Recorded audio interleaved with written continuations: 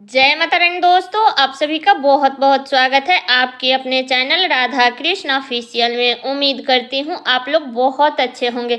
तो ये बताने के लिए कमेंट बॉक्स में ओम नमः शिवाय जरूर लिखिएगा। तो चलिए दोस्तों, आज हम इस वीडियो में प्रदोष व्रत की कथा सुनेंगे, जो कि अब की बार जून महीना में 19 जून को प्रदोष का व्रत किया जाएगा। दिन है बुधवार, तो बुधवार के पड़ने के कारण यह बुध प्रदोष है। तो हर महीने के त्रयोदशी तिथि को जो प्रदोष व्रत रखा जाता है, वह प्रदोष व्रत भगवान शिव को समर्पित है। प्रदोष व्रत के दिन सारे दिन उपवास रखते हैं और शाम के समय में भगवान शिव की विधि विधान से पूजा करते हैं।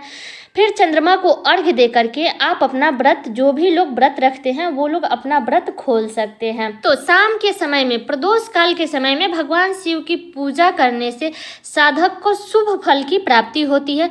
तो आइए सुनते हैं बुध प्रदोष व्रत की कथा। तो कथा को पूरा जरूर सुनिएगा। तो चलिए कथा को शुरू करते हैं। किसी गांव में एक किसान रहता था और उसके 2 बेटे थे। दोनों पिता के संग खेती करते थे। किसान ने दोनों बेटे का विवाह कर दिया। अब उनकी 2 बहू भी आ गई। बड़ी बहू बड़ी ही सुशील और संस्कारी थी, लेकिन छोटी बहू किसान की बहुत ही चालाक थी। किसान माता लक्ष्मी का पूजा करता था और किसान दोनों बहुओं को बराबर करता था। जो भी कमा करके लाता था दोनों को देता था और कुछ धन वह माता लक्ष्मी के चरणों में अर्पित कर देता था। बड़ी बहू बड़ी ही समझदार थी, लेकिन छोटी बहू बड़ी चालाक थी।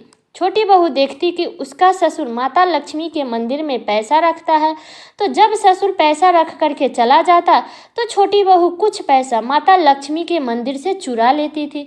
रोज ऐसा ही करती थी। तब एक दिन किसान ने देख लिया कि उसकी छोटी बहू मंदिर से पैसा चुराती है, लेकिन किसान ने कुछ नहीं बोला और ना ही किसी से इस बात में के बारे में बताया। तब किसान ने हाथ जोड़ करके माता लक्ष्मी से बोला कि हे माँ, मेरी छोटी बहू को सद्बुद्धि देना। इतना कह करके वह खेत में काम करने चला गया।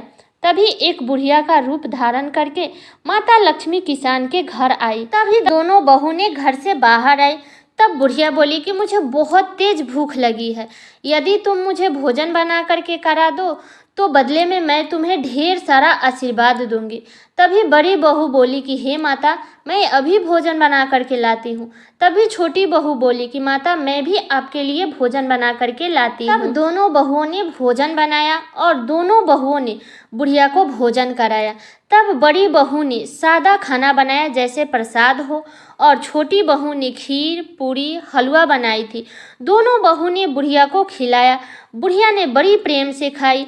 जब बुढ़िया भोजन करके जाने लगी, तभी छोटी बहू ने कहा कि हमने तो भोजन करा दी, अब तो हमें आशीर्वाद भी नहीं दिया और आप जा रही हैं, आप अपनी बात भूल गई क्या? बुढ़िया बोली कि भूली नहीं हूँ, मैं अभी आशीर्वाद देना है, लेकिन दोनों को बराबर दूंगी। तब बुढ़िया बोली कि तुम्हारे पास जितना भी धन और जेवर है वो सब एक मटकी में रख करके ले आओ, मेरे आशीर्वाद से वो धन दुगुना हो जाएगा। तब दोनों बहुओं ने अपने अपने जेवर और रखा हुआ धन मटकी में भर के लाई। बुढ़िया ने दोनों मटकी पर हाथ रख दिया तो बड़ी बहू के मटकी में तुरंत ही धन दुगुना हो गया और छोटी बहू के मटकी में मिट्टी भर गई। तब छोटी बहू हैरान हो गई और कहने लगी कि हे माता, मेरी मटकी तो मिट्टी से भर गई, जबकि मेरी जेठानी का धन तो दुगुना हो गया। मैं तो आपको अच्छी अच्छी भोजन कराई और मेरी जेठानी ने तो सादा भोजन कराई, ये कैसा चमत्कार है? तब बुढ़िया बोली कि तुम्हारी जेठानी के पास में जो धन है वो सारा मेहनत की कमाई का है, जबकि तुम्हारे पास जो धन है उसमें से कुछ धन चोरी का है, और तुमने जो भोजन भी बनाया था वो चोरी के पैसा से ही बनाया था, इसीलिए तुम्हारी मटकी में मिट्टी भर गई है। तभी ये सुन करके छोटी बहू ने हाथ जोड़ करके बुढ़िया के चरण में गिर गई और बोली कि हे माँ, मुझे क्षमा करे।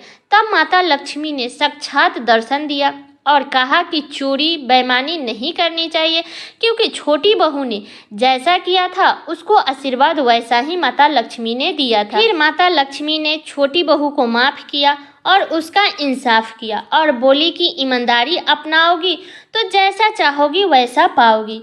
तब माता ने कहा कि जो मैंने बात कही है उसको याद रखना, और अंतर्धन हो गई। तो माता रानी ऐसी परीक्षा ली कि छोटी बहू को शिक्षा भी मिल गई। तो इस प्रकार से किसान की बात माता लक्ष्मी ने सुन ली और बुढ़िया के रूप में आकर के उसकी छोटी बहू को शिक्षा भी दे दी। उस दिन से छोटी बहू ने ईमानदारी का रास्ता अपनाया। अब कभी भी पैसा धन चोरी नहीं करती थी। वो भी अपने ससुर और जेठानी की तरह माता लक्ष्मी की भक्त बन गई। तो सब लोग बोलिए माता लक्ष्मी की जय। तो हे माँ लक्ष्मी, जैसे आपने किसान की बहू को सद्बुद्धि दी, वैसा ही हम सभी को भी सद्बुद्धि जरूर दीजिएगा और हम सबका भी बुद्धि पवित्र रखिएगा। तो ये कथा मेरा यहीं तक का था। कैसा लगा ये कथा आप लोग कमेंट करके ज़रूर बताइएगा। चैनल पे नए आए हैं तो सब्सक्राइब कर लीजिएगा, बेल आइकन को प्रेस कर दीजिएगा, जिससे मेरे वीडियो का नया नोटिफिकेशन आप सभी के पास में सबसे पहले पहुँचे। और वीडियो को लाइक कर दीजिएगा, क्योंकि आपके एक लाइक से मुझे बहुत ही मोटिवेट मिलता है। तो वीडियो को लाइक कर दीजिएगा और वीडियो को शेयर कर दीजिएगा, ताकि हर किसी को बुध प्रदोष व्रत की कथा को सुन सके और उनका भी व्रत पूरा हो सके। तो चलिए दोस्तों, मिलती हूँ अगले वीडियो में किसी नए वीडियो के साथ में। तब तक के लिए नमस्कार।